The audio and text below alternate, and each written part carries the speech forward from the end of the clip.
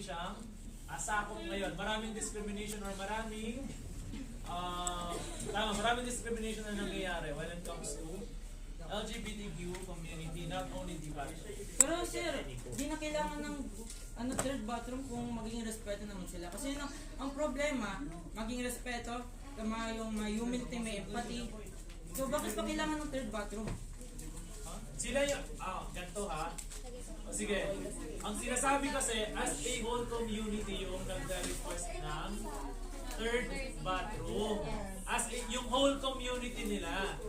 Hindi yung mismong mga tao na nakikita mo dito sa buong community nila.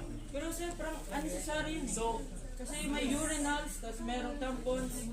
di mo naiintindihan yung, di mo naiintindihan yung sinasabi.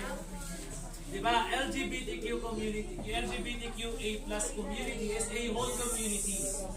Buong country siya. Okay? Ang nire-request nila is to have their own bathroom or the third bathroom na for them. Okay? Now, if you are continue to insist na ganun yung, parang sinasabi mo kasi na ganun din yung gusto nila. Gusto nila, they have two bathrooms na. Ayun yung inaano mo, sinasabi. Debate po kami guys. Sa kanila, request nila yun. Request. Debate tayo guys. Pero special